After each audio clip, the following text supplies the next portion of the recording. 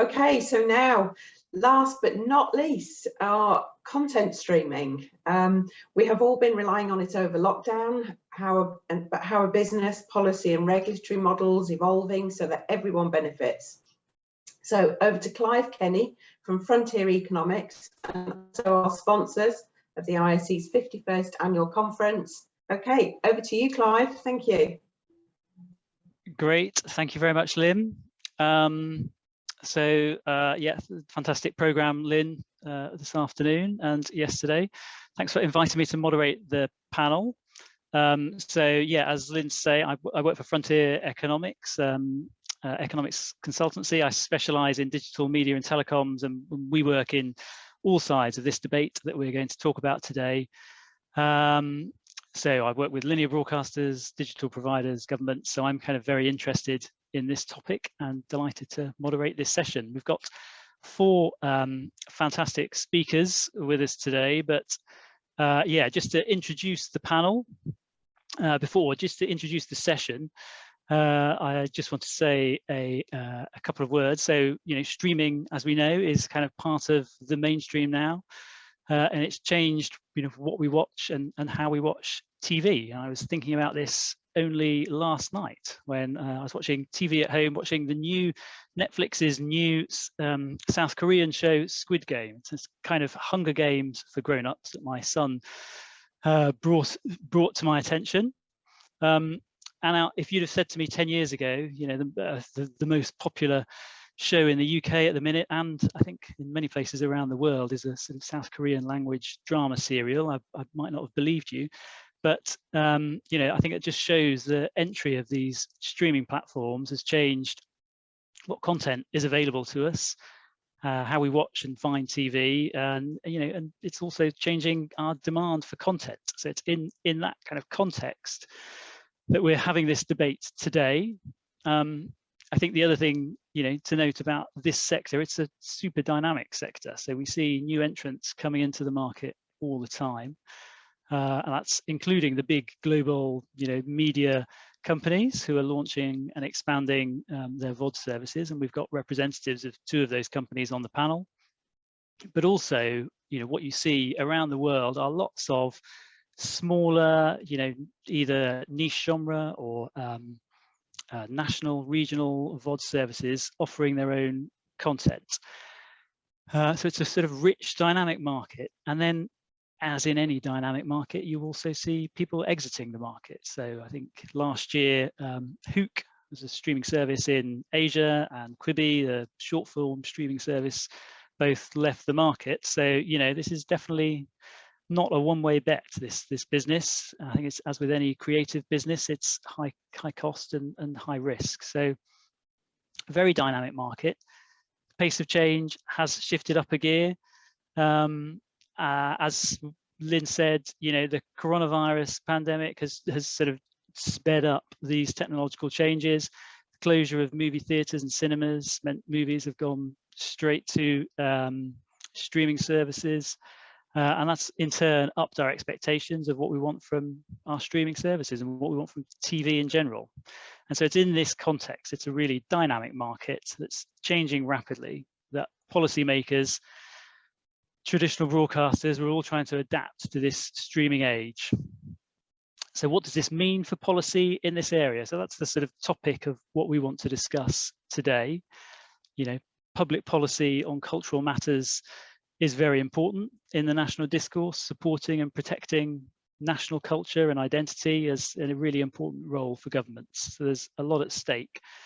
But because of this, there's also a big legacy of existing, long-standing, complex, interrelated cultural policies that these streaming platforms have kind of joined in sort of entered the market and that currently exists. So the question, you know, facing policymakers and broadcasters and streamers is how should these policies evolve to protect national culture, but also to promote investment and innovation. So with us to think about all of this, I'm delighted to introduce our four speakers. So the speakers we have today represent a range of perspectives and different regions around the world. So got Facundo Regondo from Warner Media. He's VP in International Relations for Caribbean and Central America. Jose Fernando Parada Rodriguez from the CRC, the Communications Regulator in Colombia. Dr. Maria Michales, Associate Professor in Communication Policy at the University of Westminster's Communication and Media Research Institute, and Joe Welsh from Disney. He's Vice President, Global Public Policy in covering Asia Pacific. So obviously there's scope to add any questions to the Q&A, please do. And we'll try and pick them up when we get to the Q&A part of this session, but I'll ask each of our panelists just to make some opening introductory remarks. And then, so to start with, perhaps Facundo, could I ask you to start? Sure, Clive. Hi, how are you? Welcome everyone to the panel. Just to start what you were saying, the last decade has seen new OTT streaming launching around the world, offering a mix of international, regional, and local content. We've seen the growth of the OTT market in the last years. That was amazing. The streaming has been growing and growing and growing, and the last 2 years, because of the pandemic, the growth has been exponential. And this was, from our perspective, this was great for competition, because what we have right now is a market with many OTT players that are competing. And this is great for the industry. We have the international and global platforms that you mentioned, the regional platforms, the local platforms.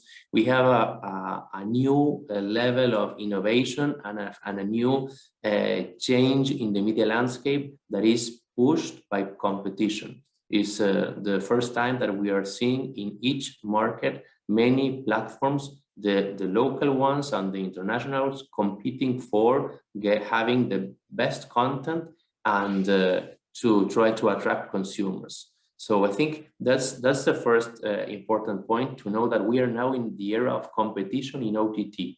We've seen the audiovisual industry moving from the theaters, from free-to-air TV, from pay TV, and now we are in the streaming era.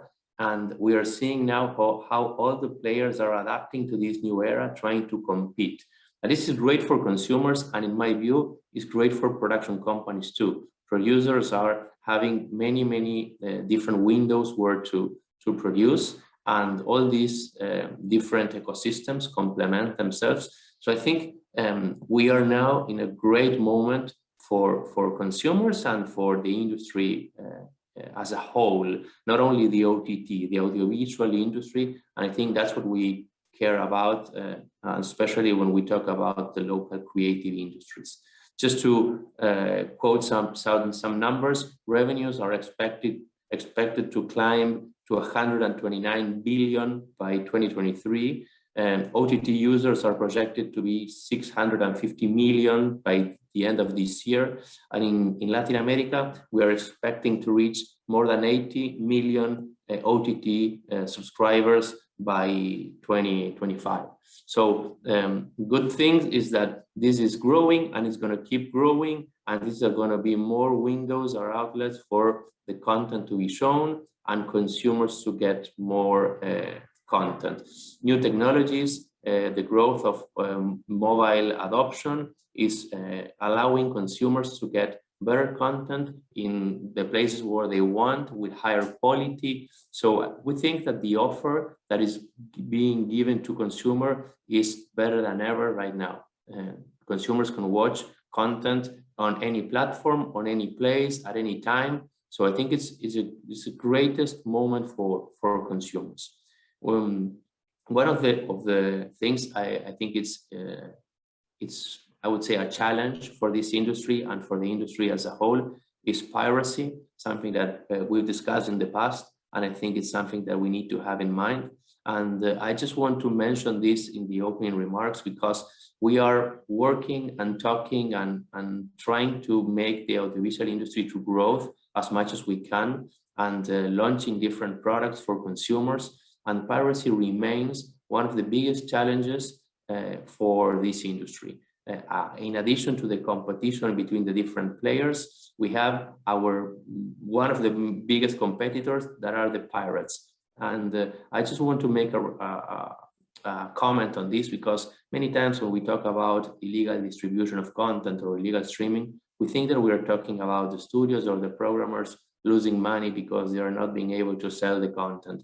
And we don't see that illegal streaming is also taxes that are not being paid, employments that are not being generated, talent that is not created. I mean, the piracy is a huge problem that affects not only the programmers, the studios, the platforms, but also the economy of the countries. So when we are working in the different countries in order to have the creative industry growth with orange economy, with incentives, with different alternatives, one of the things we need to focus about is piracy. We need to keep working on that, keep educating people. It's very hard for young people to sometimes identify when they look online for a content, they search, they found the content and they just watch it and they don't realize if it's legal content or illegal. And I think it's important to educate and to keep doing promotional things and campaigns and enforcement. I think I'm proud to say that we're working in Latin America with most of the governments on that. So I think that's good, and I wanted to mention that in my introductory remarks.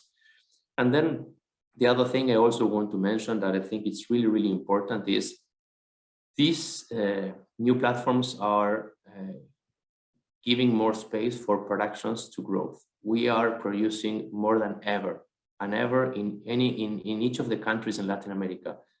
Warner Media is producing everywhere, and all the other platforms, Disney, Netflix, Amazon, and just to mention some, are producing a lot in the different countries. So I think it's great for this moment, because all these international platforms like ours, we are not focused only in international content, but we are focused on local content.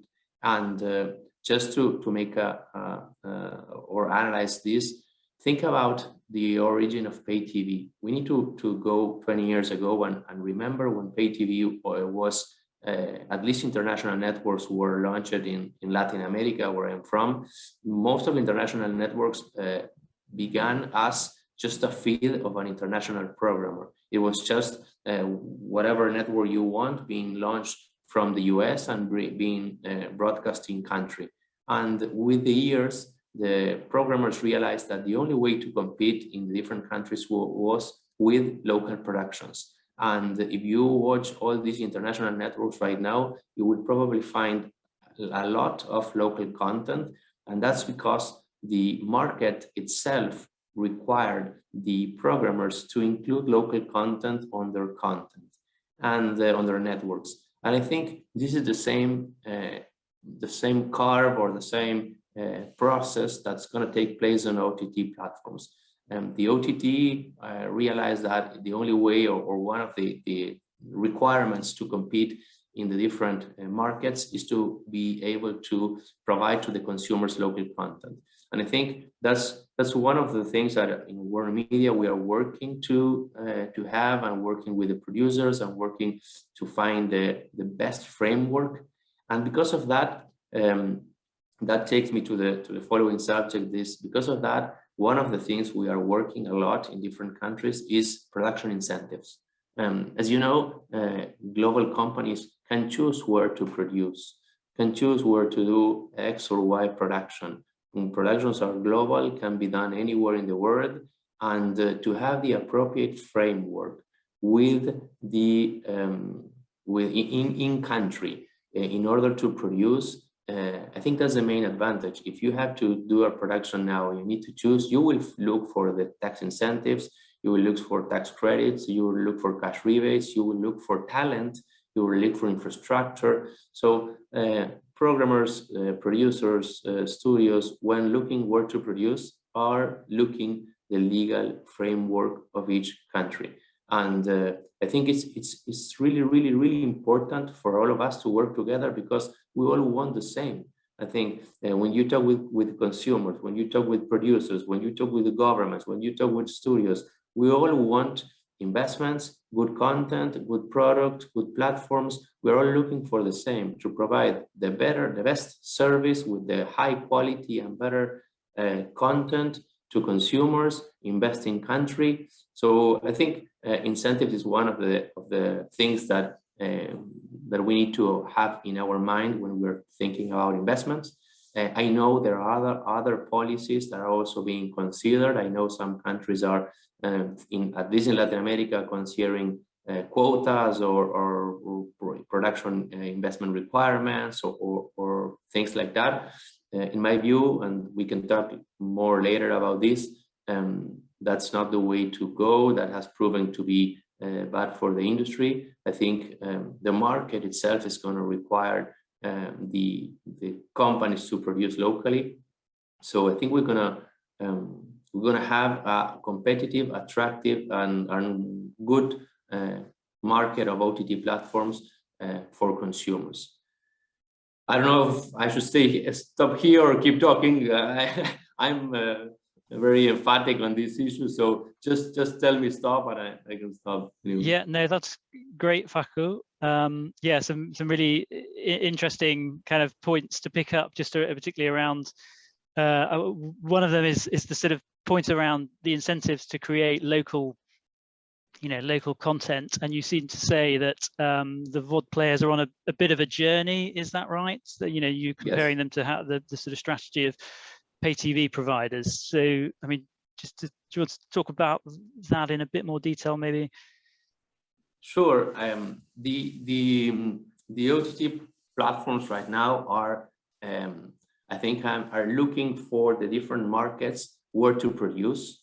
And you see that different series, for example, on the Warner Media side, are produced in one country or the other one. And one of the aspects taken into consideration in order to produce are the incentives.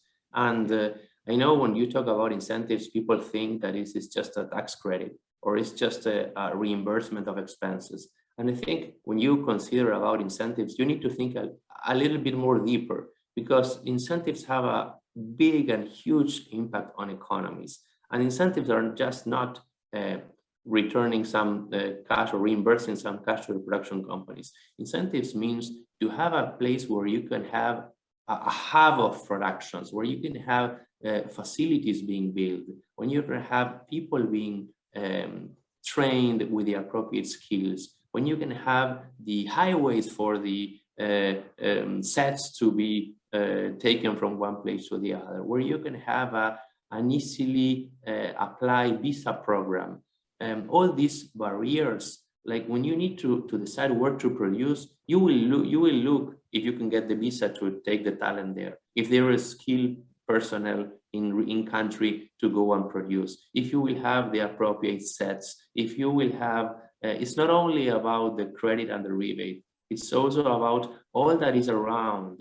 And I like certain governments that are investing in creating a hub of production to attract the different studios, because I think this has to be seen as a long-term process where you are creating the best environment for investments. This is the same as any other industry.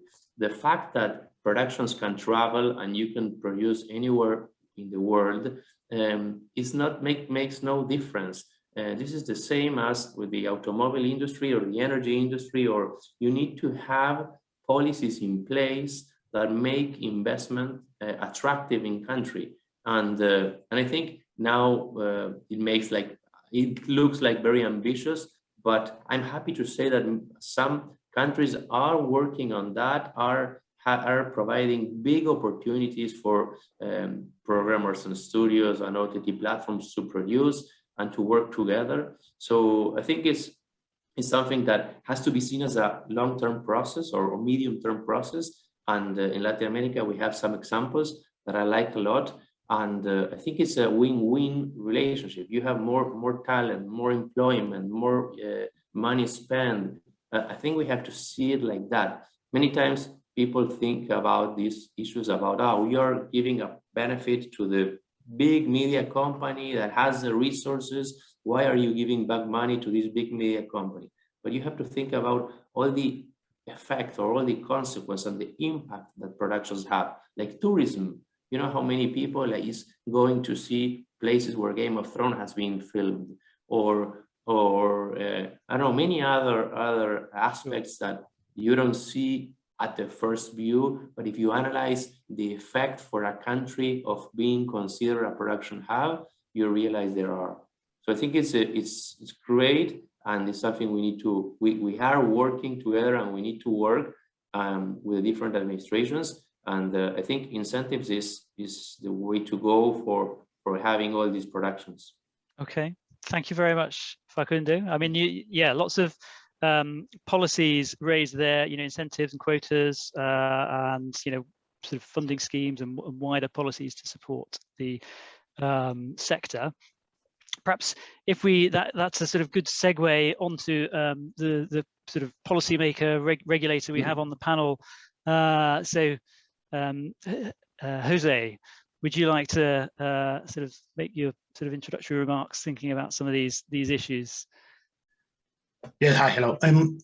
I think that the rationale of intervention relies on why we think is expected benefits against the associated cost.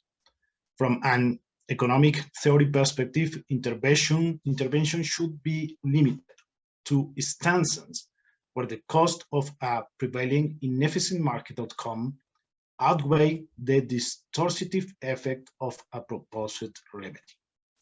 I think that policymakers should seek to ensure their policies support competition, but you should not design policies to protect competitors. So I think that it's very important, and I think that the main barriers is that they were not prepared to invest, and the design of a new business model always needs a lot of investment to be alive. I think they are not investing in a real new content. They must respond to the increased breadth of content offered by streaming business model through content investment. This has been particularly important given the recent growth of platforms such as Netflix, as Facundo said, into content production of exclusive content. In the Latin America region, Netflix has invested in exclusive local film content. One of the most viewed series in the region is El Robo del Siglo, and was released exclusively on Netflix in Colombia. And Netflix recently announced a partnership with the country Minister of Culture of our country to support the local film industry.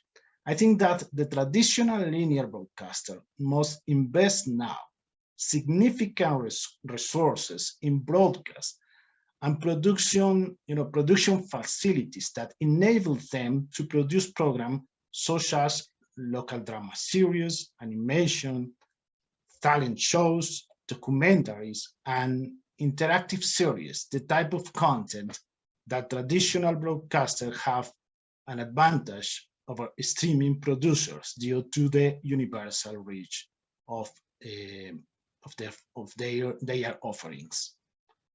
Moreover, they are not investing in a way to use digital technologies, in my opinion, to broaden content to consumers. Traditional broadcasters should use the interactive functionality to create unique and compelling content. Digital media content serves the purpose of enhancing the content of the core program, as well as fostering greater consumer engagement, loyalty, and personal attachment. Even more, I think that traditional broadcasters should expand their channels range in order to meet rising consumers' expectation on breadth of content by using the additional capacity enabled by the switch to digital terrestrial transmission services to offer more same channels to viewers. In Colombia, for example, in Antioquia, Canal Capital, they are traditional broadcasters, already have the two thematic channels aiming exclusively at the child population.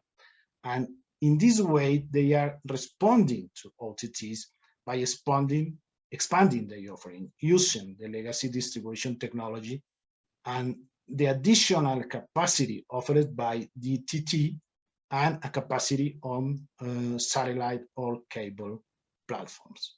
That's my opinion about that. Fantastic, thank you, Jose. So that's really interesting. I mean, so I think, you know, I completely see your point. You know, the sort of policymakers should support competition and not protect competitors. And yeah, you sort of say traditional broadcasters, you know, they need to just up their game. Well, compete with the streamers. The streamers are here. Invest in channels, invest in content, and that will allow them to compete in their own sort of niche, in their own segment. Are there any barriers you think that sort of can prevent linear broadcasters from adapting to the rise of these streaming business models? So I think that they are not investing in a new advertising proposition. Yeah, I think that's the main barrier. A broadcaster must invest and construct a new value-added advertising proposition for the advertisers. I think that the rise of digital advertising has offered advertisers new channels to reach consumers and, importantly, offers some benefits over the forms of display advertising in terms of measurement and targeting. I think that is a main barrier, and I think that is not. I think that in the future, in the future, continue to because they can combine the benefits of TV advertising as a deep engagement with the viewer, broad reach, and always advertisers to be associated with traditional trusted TV brands. Yeah, that's very interesting, and I think in the context of we see advertising funded VOD services, you know, more and more around the world, and that will become, you know, particularly important. Thank you very much, Jose. Perhaps if Maria, could I turn to you to get your kind of perspective on some of these issues? Yes, thank you, Clive. I'm delighted to be here. What I thought would be useful, perhaps, since my expertise is communication policy, I thought I could give you a snapshot of the key issues on the policy agenda at the moment in a number of countries. And you will see that I will touch on issues that have been already raised. So to start with, the relationship between transnational OTT streamers and the national creative ecosystem is not simply about opportunities or threats. The relationship is much more complex, and there are both opportunities and threats. So I'll start with the opportunities and then move on to concerns. Perhaps threats is too strong a word. So what are the opportunities? Well, as it has been mentioned, the most obvious one is financial. This concerns both traditional broadcasters, traditional national broadcasters, and the creatives. So they can work in partnership with the transnational OTT streamers, fund big, expensive productions, which each party alone would not have been in a position to fund on its own. So this is how transnational streamers can support a national creative ecosystem by investing in content and generating supporting employment. Another opportunity relates to their scale. The potential to make local content travel far and wide, well beyond the national borders, because they can offer it to their large transnational audience base, and they can provide more publicity for it. and attract bigger audiences. So they can give more exposure to local content, and equally they can give viewers more exposure to different languages and different cultures. And this is good. Another point that has already been mentioned is they have increased viewer choice. And we all like that, as we have mentioned. So these are the main opportunities. The concerns, and again, we have touched on these issues.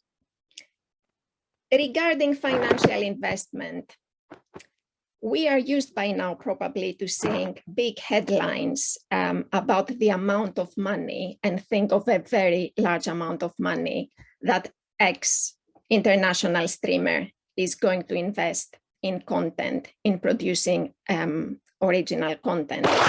And this is great, and this is fine. We need to know more than simply the budget that is devoted to content. For instance, how many productions is this budget going to support? Is it the case that all or most of the investment will go to a single high-end production?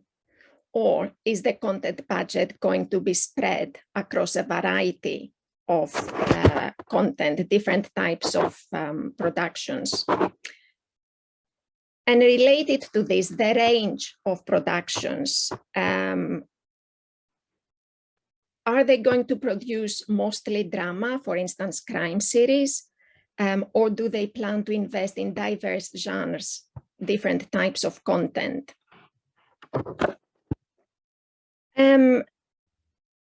Related to this, the evidence we have so far, and for instance, this relates to evidence from Europe, which I'm quite familiar with.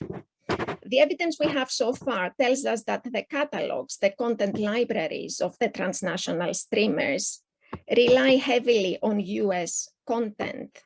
And for the time being, at least, they tend to offer very little or no local content. Investment in local content is quite selective. From what we know, they do not invest in every single country they operate in. Within Europe, for instance, they tend to invest in the big 5 European markets. And as Facundo was saying, money tends to go in countries that have an existing infrastructure. So for instance, why is Netflix coming to Britain, increasing productions in Britain? Britain is attractive because there are great creatives, great crews, great studio spaces. Why do they go to the Nordics? Because you have strong hubs for fiction production and distribution. They also invest in countries where they have a large subscriber base and where they can find, as was said earlier, tax and other financial support schemes. But investment for the time being is selective. Another issue that relates again to the financial side of things is that the big content budgets that they have can create an inflationary pressure on a national production budgets, especially in drama, which means that it is harder then for national broadcasters to fund content. Another point is that precisely because they operate across a number of countries, they tend to prefer content that travels easily across national borders, that is, stories, narratives, formats with cross-border appeal. So in this sense, even when they invest locally in productions and so on, it could be that they water down the national cultural characteristics in order to increase the appeal of that content across countries. So the concern then is that even when you get financial investment, national cultures may not necessarily be represented on screen. And another point that has been alluded to concerns sustainability. there is a question regarding the sustainability of the investment, the commitment of streamers. They are under no obligation to invest. They do it. So there is nothing to stop them from stopping to invest tomorrow, which means, that they will stop funding, contributing to the national creative ecosystem. And this is another concern. So I think I put on the table some of the biggest policy issues.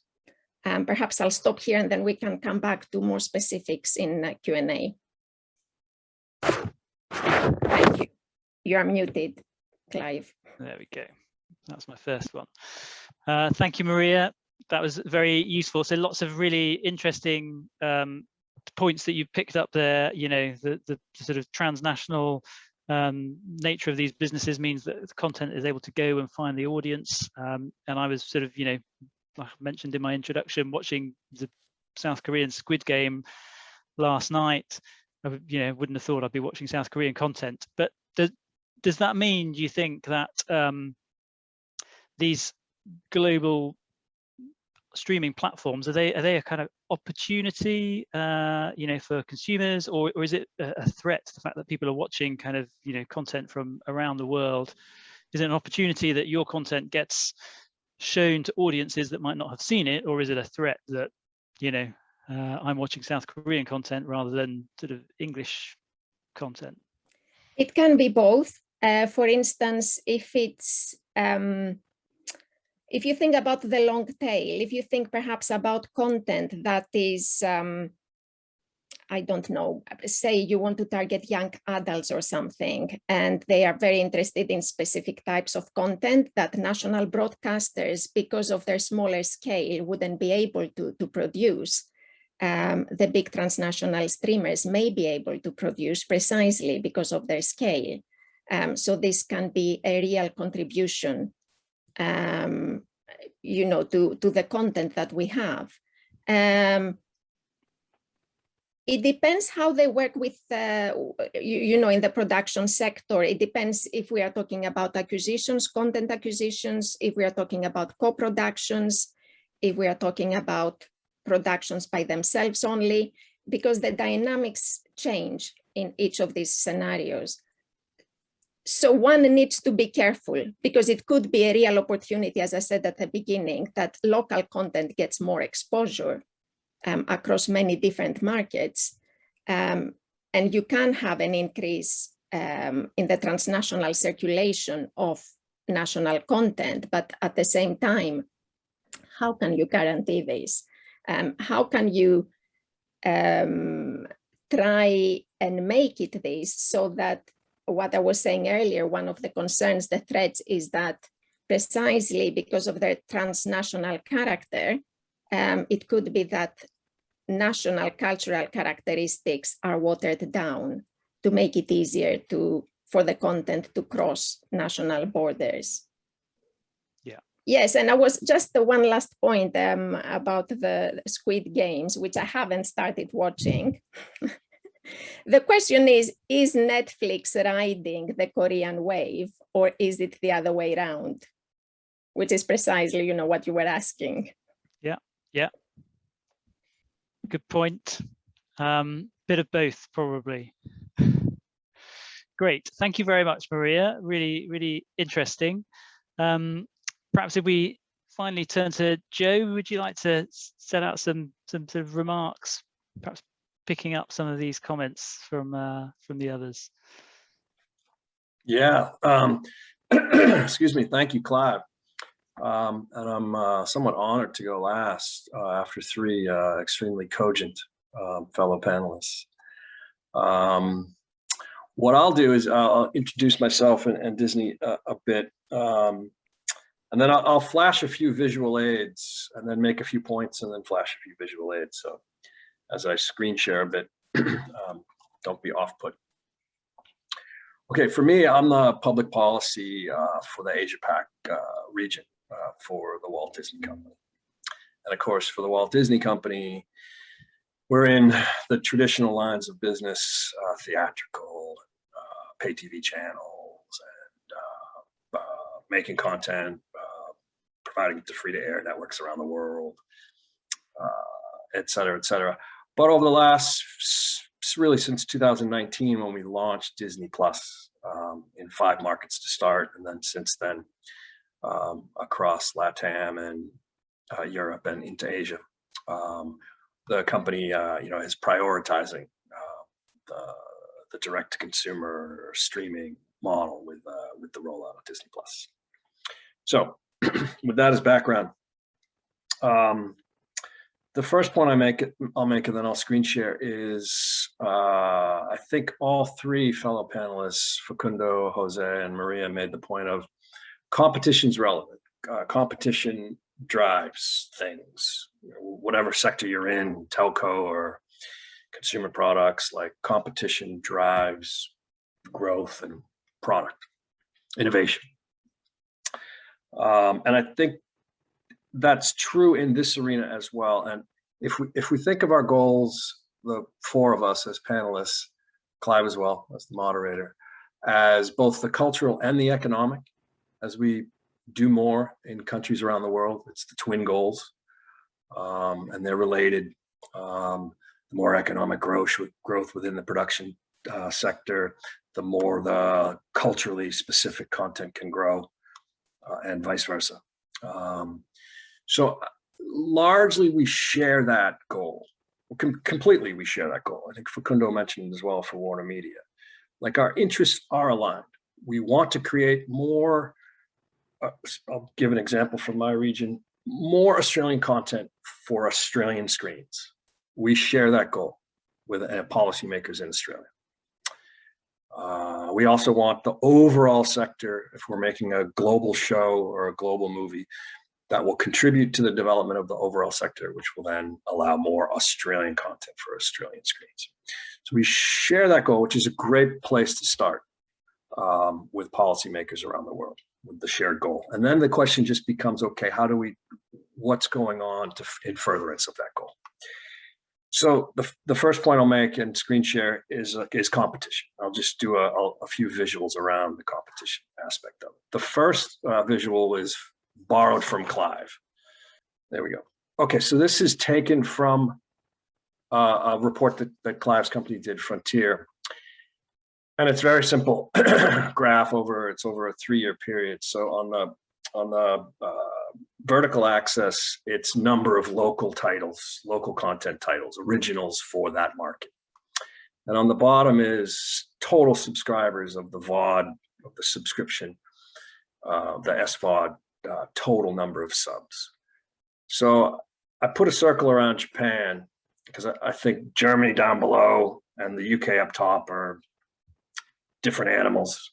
I think, as Maria touched on, the UK has other elements that are driving that performance into that upper part of the graph. But Japan, okay, it's a very localized market to succeed in the Japanese language and make a Japanese original, and they're performing well. They have as subscribers grow, the more titles are made for local titles are made, and it's a very competitive SVOD market with the likes of Hulu, which is Japanese owned actually in that market. Netflix, of course. Amazon Prime is very successful in Japan. And then the Japanese players, the Fuji TVs, the Nippon, are driving that as well. So that's included in that graph. That just sets the frame on like a kind of a global level. The key is over time, everybody moves up. One would hope. Now, Maria made some great points on, okay, smaller markets may not be moving up. They may not have more subs that will then lead to more local titles. So we'll pause that issue and come back to it. So this is just the macro frame. If we then take Australia, which is, you can see where it is on the graph, and look specifically at it. So this is just Australia. And it takes 4 SVODs. Stan, if you can see my cursor touching Stan. Stan is an Australian-owned SVOD provider, fully Australian. It was the first to launch in the market back in 2015. It's now owned by one of the free-to-air networks. Then came Netflix shortly thereafter into the market. Amazon Prime later, and then Disney Plus latest of all, just in November of 2019. So if you go back to before Stan launches, there's obviously zero SVOD spend on local content. As Stan comes in as a local player, they have local content out of the gate. And then when Netflix come in, they have to compete with Stan. So Netflix pivots to local content pretty quickly. When Amazon Prime comes in, they have to pivot aggressively to local content. And then Disney Plus, which in its original frame was very much a global player with 5 brands of content: Marvel, Pixar, Lucas, Nat Geo. So your very initial concept was quite a global service. But in light of these other players doing local content, very quickly Disney pivoted to start to do local content. So the dynamic in play between these 4, and I just picked these 4 to make it simple. There's other players in the market, other Australian players in sports and whatnot. But we know the figure of these 4 because the government has aggregated it, right? So these 1, 2, 3, 4 together, end of 2020, the spend was 268 million on local content. So it's a country-specific example of competition for subscribers driving local content. Very simple graph. I really like one of the points Facundo made, which is like, you could have done something similar to this graph back in the heyday of the pay TV channel days. Because you can launch a channel in a market that's just purely English language, like a National Geographic in Colombia. And it will do okay in the pay TV world back in the day. But as soon as you start to make Colombian programs for National Geographic Colombia, you add subscribers. This is how we all found the business to work back in those days. And it's playing out similarly in the SVOD space. Now, the last point to make before I'll stop sharing this slide is this 268 million from last year. Well, let's see what it is in 2021. And then let's see what it is in 2022. If it's growing, and the overall spend for the market is growing when you factor in free-to-air and pay TV, et cetera, in the specific market. If it's all growing, SVOD's growing, 2021, 2022, the overall investment in content is growing, then we'll know that the market, in this specific market at least, that the market is driving our mutual goals or our agreed goals. So that's one point. The second point I want to make is a broader framing. And I think Facundo will preach it to the choir with Warner Media as well. It's where we are legacy media companies. We're not Netflix that's a native streamer. We traditionally have done theatrical production for our pay TV channels. So we have that broader frame in any given market. Like Facundo could give examples of that for Latin America, and I'll give you, I'll return to the Australian example for us to give you the feel for our the broader aspects, which, well, let me share again, and hopefully the pictures tell the story better than my words.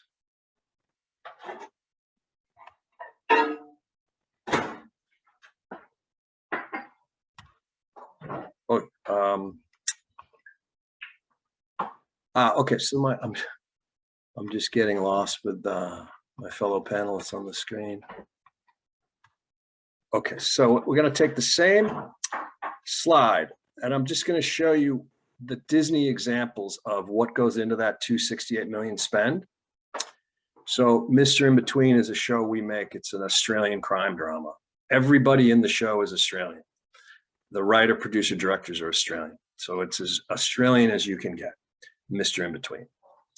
Harrow, for us in Australia, is an Australian crime drama.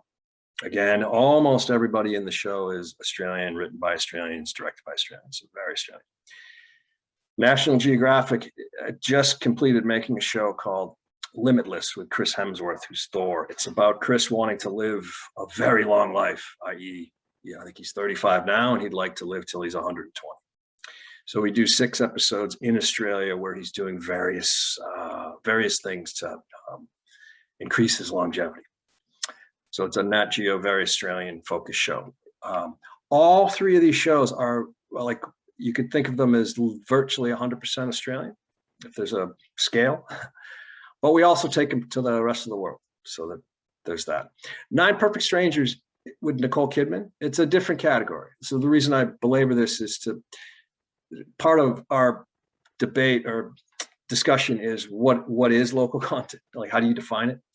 So 9 Perfect Strangers has Nicole Kidman in it. It's got a few other Australian producers, but it's based on an Australian book, but it's set in America, and it's directed by an American and produced by Americans. So it's a hybrid. It's not as Australian as these ones on the right. It's like Australian-esque, Australian-ish. It's more Australian than a Marvel movie, if we make a Marvel movie in Australia, which would be not really Australian at all. So it's and when we work with the Australian government, that like increasingly they're trying to, understand both of these. Fully Australian and then substantially Australian would be the split. Okay, moving on to our as legacy media companies. What else do we do in the market than just make the shows? So in Australia we have Marvel, and last year, like over the last 12 months in the fiscal year 2021.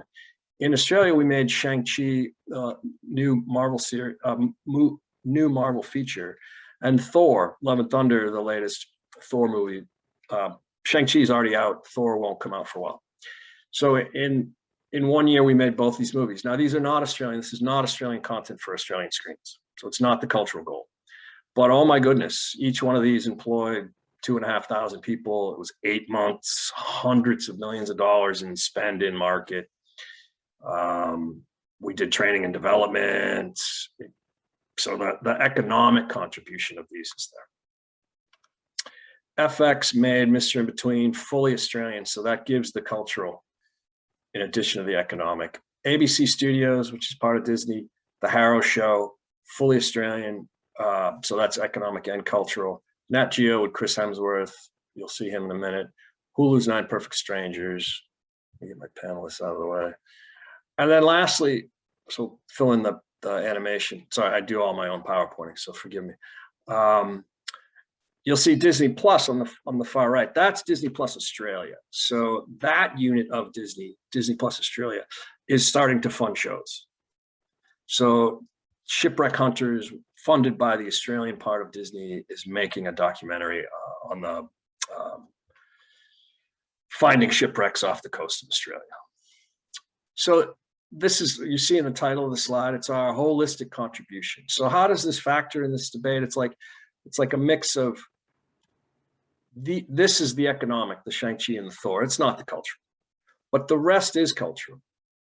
So it's a mix. So when we're having this discussion with any given government, it's a mix. Perhaps we can decide which to focus on.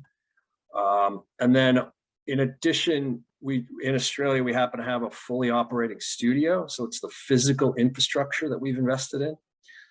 And then Industrial Light and Magic has 4 global hubs where we do effects, special effects, pre and post production. So ILM has one of its 4 global hubs in Australia. So the red circle, the Marvel stuff and the studio and the ILM, that's the economic. The rest of it's the cultural. So it's all pretty obvious stuff, but I thought I'd put it on paper, make it visual, so to speak. And then last, Maria mentioned this point right out of the gate, which is one of the pros of the transnational players, as Maria described it, is that we can make Australian content like these 2 shows, Mr. In Between and Harrow, and then take them to the world. So we do. You can see on Hulu, which we operate in the US, and Disney Plus around the world, we take these 2 Australian shows. We take other shows, but this is just by way of example. And then actually the bottom, you see in the Australian continent on the bottom right, well, actually these two shows air on ABC Broadcast Network and Foxtel Pay TV in Australia, right? So it's that co-production kind of thing. It's so it's symbiotic. Again, I think as Maria pointed out. Okay, so that's the last. That's that. Now the last, if I'm not over time, Clive, the last point I'd make, so there's 3 points. The first was competition driving our mutual agree to goals. And then stepping back, okay, the holistic contribution and the functioning of the market was the second point. And the third point is the benefits to other players in country, right? Because that's a key thought process of any given policymaker in any given country. So I'd touch on the telcos in any given market because they're important players and important companies. Mobile operators, fixed line telecommunications operators, and then the producers, which I think all of us have mentioned, and a little bit the broadcasters. So if I can belabor one last screen share. Okay, so first up is the telcos. So I just thought, again, this is just picking countries and giving examples visually. So this is Indonesia. Sorry, it's the local producers, not the telcos. So Indonesian local producers. So you see 2019 on the horizontal axis, 2020, 2021. This is COVID, right? COVID Indonesia, at times, several times quite serious. So you see theatrical spend that makes its way back to the Indonesian content producers dips. Pay TV channel spend that makes its way back to the local producers dips, and free to air spend to the local producers dips. SVODs are launching here. Disney Plus launched in Indonesia here, which made Netflix compete more, which made both of us bring local content into the mix. An Indonesian free-to-air terrestrial launched here, a free-to-air terrestrial launched streaming service called Video launched here. A Chinese Indonesian-focused streaming service launched here. So all that combines to make the spend on Indonesian content go up, which the Indonesian producers didn't have to lay people off. They will raise their hand and tell you that during this very tricky period. Thank goodness. And it's not really the Netflix of the Disneys, although we were part of it. It's as I mentioned, it was also the Indonesian companies doing this, and even the Chinese and whatnot.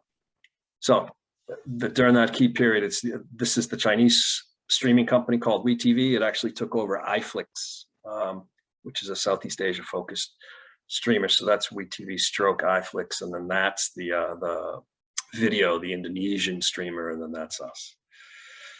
So that's for the local producers, just to make it visual. For the telecom companies, again, using Indonesia as the example,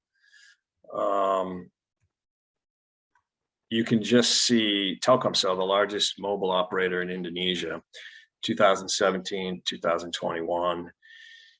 You see their revenue streams from increased data packs, and then their revenue streams from digital revenues, because they monetize their own streaming service, and they partner with transnational streaming services like Disney Plus, and they have a revenue component of that as well. So you can see those two revenue streams that are the future. You can see obviously Telkomsel and other telcos still monetize voice, plain old voice, but these two more future-proof revenue streams are in part being helped along by streaming services, so the telco partners. The last would be the broadcasters. So I'd be remiss if I didn't show the level playing field picture. I've got a long reputation at the IIC for showing this one slide. Chris Chapman, the chairman of IIC, chairperson of IIC, will criticize me if I don't flash. So there it is. Chris, if you're listening, there's the level playing field slide. We also have a tennis court version of the level playing field slide. So if you picture, I think that's Venus Williams on the bottom. If you picture broadcasters at the bottom here playing up, they have stricter content regulation in many markets, at least in Asia Pacific markets. They might have license fees that are substantial. They have the quotas and the obligations in some markets, not all in Asia Pac, but some, and of course across Europe and whatnot. So they are at the bottom end of the tilt. So now we could tilt it back up equally, so that the streaming services would have high license fees and very strict content regulation and the quotas and the investment obligations. But it would be just putting ourselves in the broadcaster's shoes. It would be adverse to their interests if that's the way it played out. They would be locking in that regulation for themselves if they applied it to the new entrants. And we see in some markets where they're very much against SVOD providers having local content obligations or quotas. As Maria mentioned, it would drive up their costs. There would be competition for the capacity to make local content increased, and it would drive up their costs in making local content. It would diminish their ability to distinguish themselves competitively as better at making various kinds of local content. Would they like to have Disney being more competitive with them in local content in any given market, or Netflix or Amazon? Perhaps not. And then finally, I have one other thought on the level playing field. Yeah, they'll be locked in, as I mentioned. Like,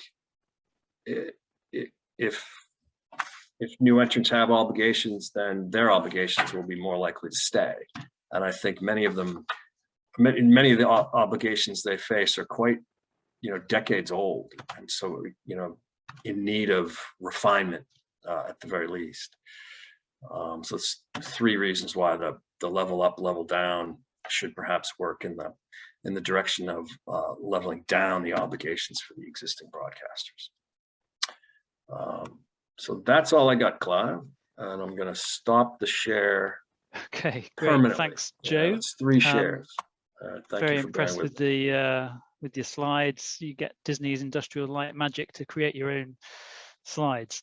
One question, and then perhaps I'll open this question also out to the panel, is I'm kind of quite interested in your idea that local content almost has a kind of continuum, and then there from some content which is truly reflecting kind of local national character, then it sort of moves to having a bit more it's local content but with a sort of global audience in mind, and then finally there's the sort of truly global brands, which are truly global brands which are not really local but produced in a local setting. Now policymakers try and clearly define the boundary of what is local and what is not. So I'm kind of quite interested in your view on those, sort of how you define those boundaries as to what's local and what's not. And, do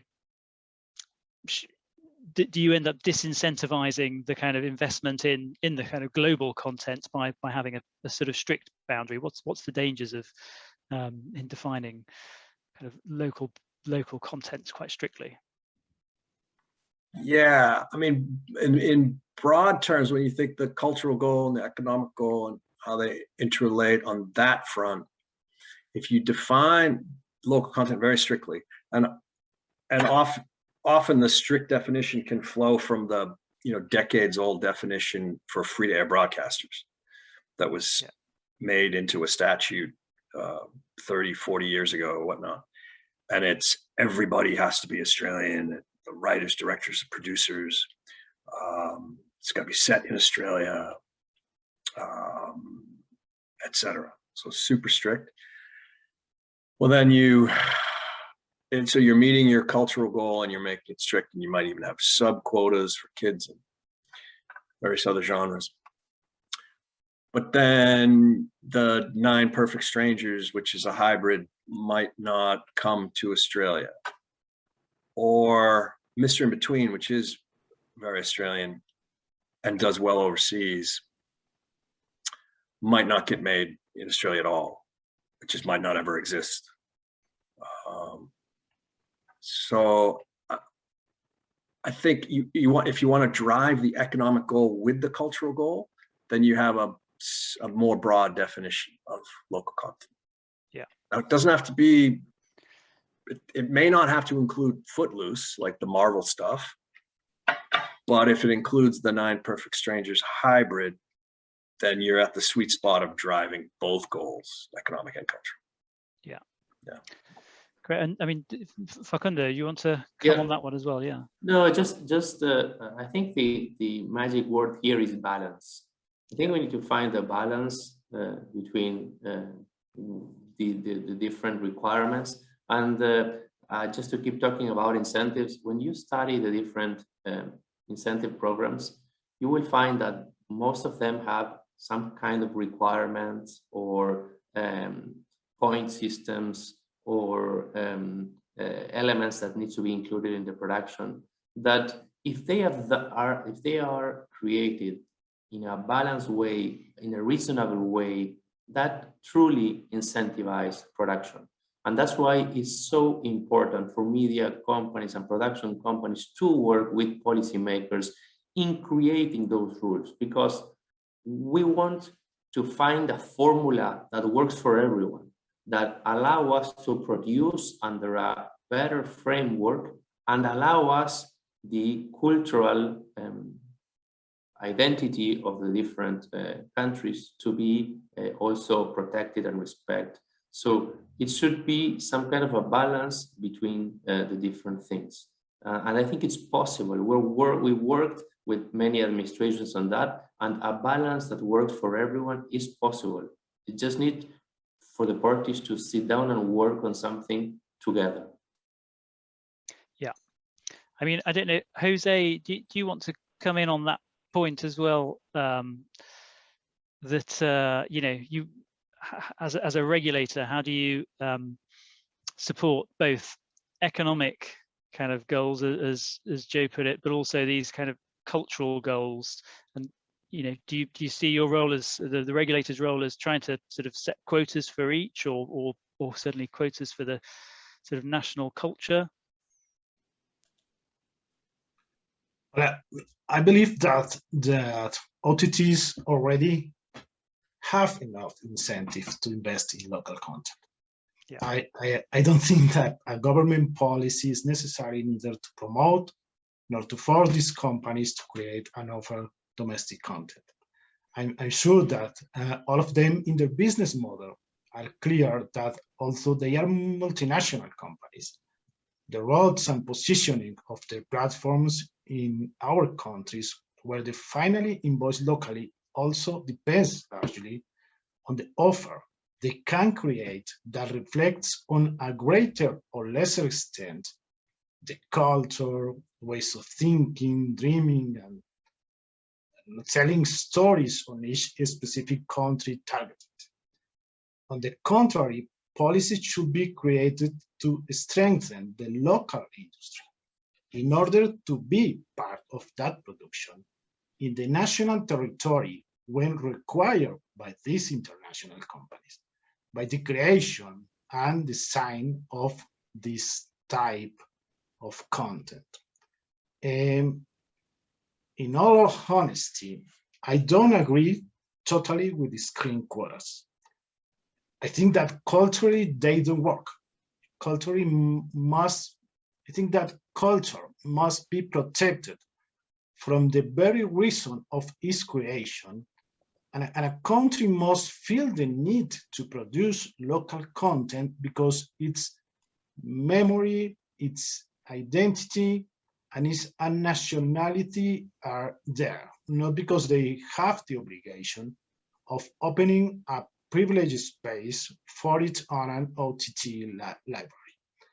Now, if I put in Colombian books first and foremost in a bookstore, will not make people buy them more. The quality of these cultural products and their narrative richness will. I cannot force a cinematographic exhibitor to keep a film in their city because it's a Colombian film. But I can educate the sector, promote production, and bring it to the level of the global offer so that people decide to consume for quality and consequently repeat why have liked the experience. That's my point, and that's my idea about that theme. Thanks, Jose. And I think that sort of picks up actually on some of the comments both that Facu and Maria gave earlier around the use of incentives to support investment. And so maybe as a sort of slightly different question, if the goal is to create long-lasting benefits for the sector, is the risk of using tax incentives to support investment that production companies just chase the incentives? They've moved from country to country to chase the incentives. So how do you sort of create a set of policies which will create long-lasting investment in the sector? Does anyone want to pick that one up? Yeah. Just to comment on that, and I think you started mentioning the Squid Game and the South Korea market, and it's funny because South Korea used to have a very interventionist and protectionist policy with quotas and things like that until the beginning of the 90s. And in the 90s, they changed the way that policies were in South Korea, and the market starts growing. And now we're talking about one of the biggest series in Netflix. And I think, if I'm not wrong, South Korea is the 5th largest market, audiovisual market in the world. So if you're thinking long term, just think about South Korea, how they changed the policies in the 90s and how they transformed themselves to the 5th biggest market in the world by a much friendlier policy or incentive policy. So I think I just wanted to comment on that because it's the exact example that we're talking about. I honestly am not familiarized with South Korea, and I do not know the policies that they have in place right now, but I know the story that they changed like 20, 30 years ago. And I think that's a good example. I think we, in our region, in Latin America, what Jose was saying is exactly right. I think we need to educate. I think we need to protect. And we need to create a framework that is good for all of us, for the cultural to be protected and to be respected. And as Jose was saying, that the people feels that they would like to have content created in Colombia and including Colombia values and respecting Colombia history and legacy. So I think it's a way of working together. I like the idea of sitting down with the governments and see, this is our priority, this is your priority, this is what we would like to do, how can we do this together? And think of a framework, of a process that allow media companies to invest, countries to feel, and the local production companies to be incorporated into that process, the culture to be respected. I think it's possible. It's not just impossible for the stakeholders to have a common goal and reach it. I think we can do that. Yeah. Great. Is there anyone else that wants to pick up this comment about the potential risk of tax incentives Just to add something, I mean, tax incentives is one factor, as Facundo mentioned in his original contribution. It's not just about tax incentives and other financial incentives.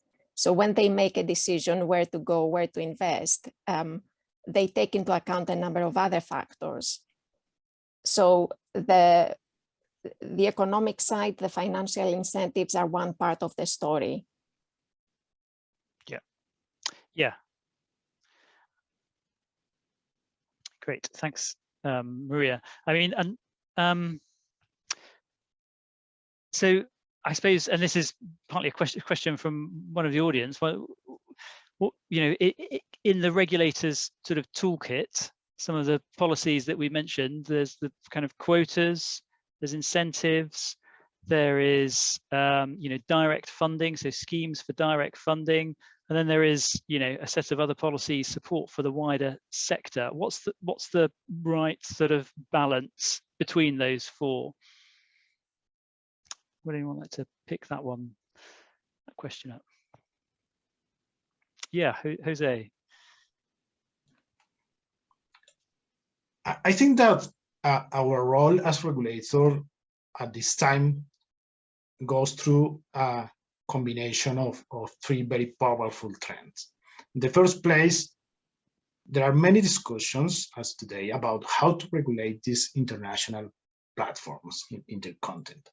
This is the function of every government and regulatory body as in this regard, to guarantee the protection of citizens, and especially the most vulnerable population, which are children and adolescents.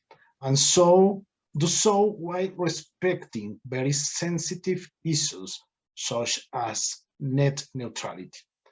A second aspect is the deregulation of the traditional model, not even wanting to level the playing field, as Joe showed us, as some of them mentioned, but because most of that regulation is already obsolete and refers to a business model that no longer exists in practice.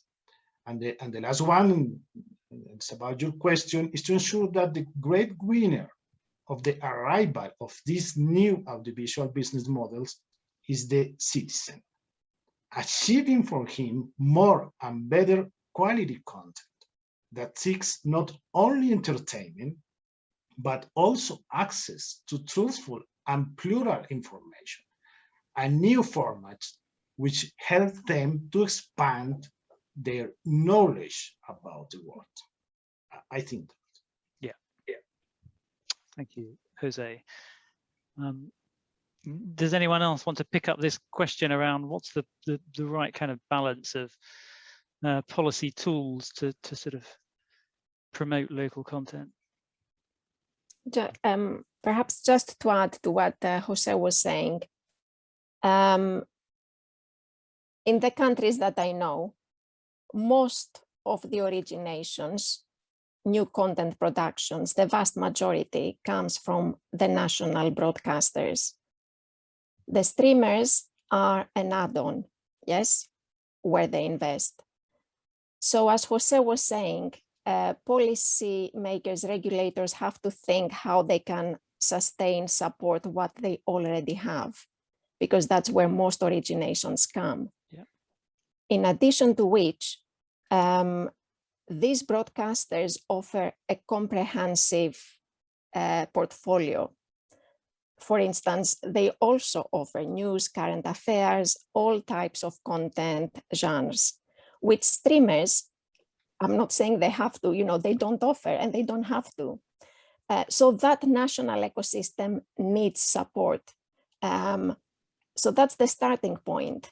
And then how you're going to deal with the transnational OTT streamers, how you can support them, as we've been saying, so that they can invest in local productions and so on, possibly in partnerships with local players.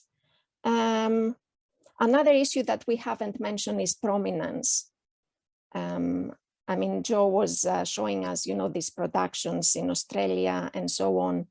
A big issue in policy circles is that of prominence. So even if you have local content, either acquired or you have produced it in your catalogs, the fact that it's available doesn't mean that it's easy to discover, easy to find. So again, how do you promote local content? How easy is it for Colombians to find Colombian content on your services? Yes, so perhaps I'll stop here. Thanks, Maria. Does anyone else, do you want to, just to continue on what Maria was saying, in the case of Colombia, for example, the regulation requires OTT platforms to have a Colombia specific section on the home screen with a flag or a banner or something like that. So it's really easy for Colombia consumers to access the content.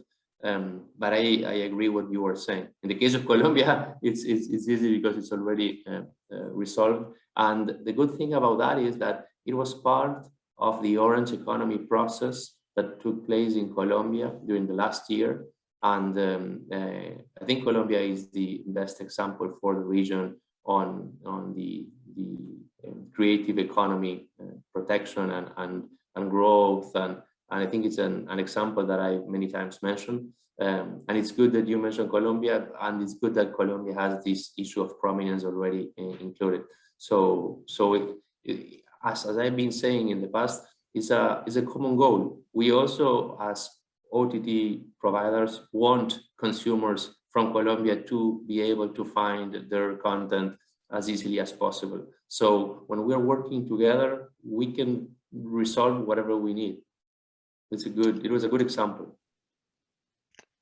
Thanks, Facu. And then perhaps to Maria's other point, there are certain genres that the streamers don't provide. So that might be news or current affairs. Does the government policymakers, do they need to get involved to sort of protect these genres, sort of current affairs, news, children's programming? I don't know if anyone wants to come in there. Joe, do you want to?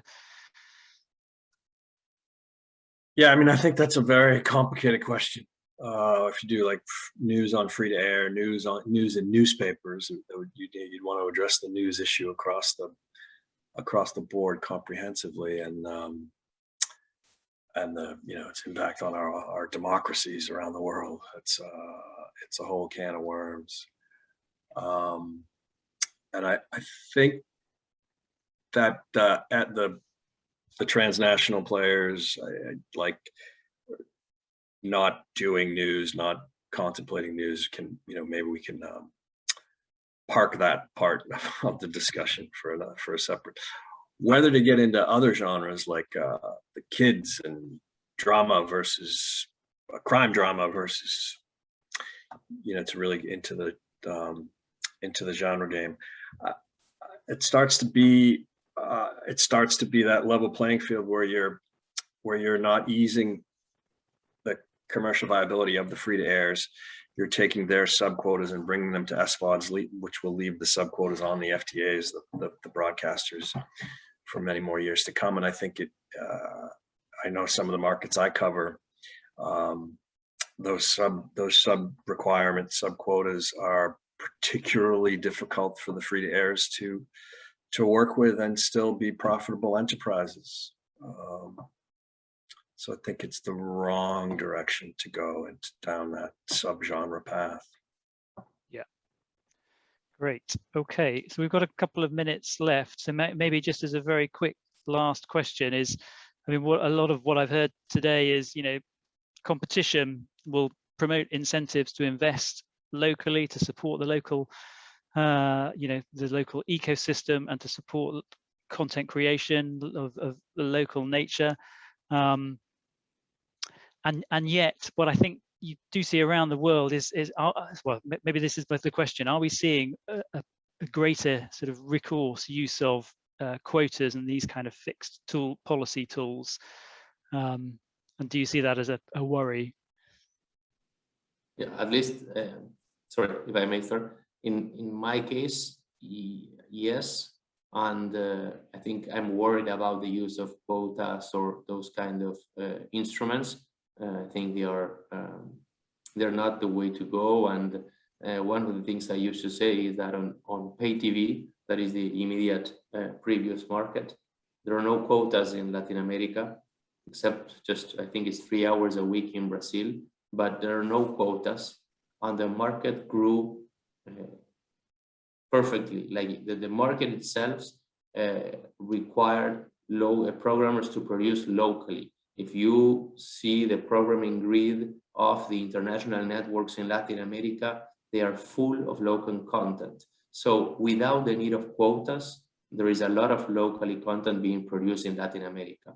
So if we had a limited linear network and there was no need for quotas, now that we have an unlimited catalog, why are we going to put quotas? It's going to be even better for producers. We have more space, we have more opportunity. I don't see why that's going to be the way to go. And I think that will produce a reduction of the catalog, an increase of the production cost, an increase of the cost of the service. It's going to be loss of diversity, loss of equality. I think there are many aspects of the quota that may be negative for the consumers and for the service, and are not going to make the production growth. And especially if you can fill the quota with acquisition or licensing of content, you will go and license all the content to fulfill the quota without even benefiting the local producers.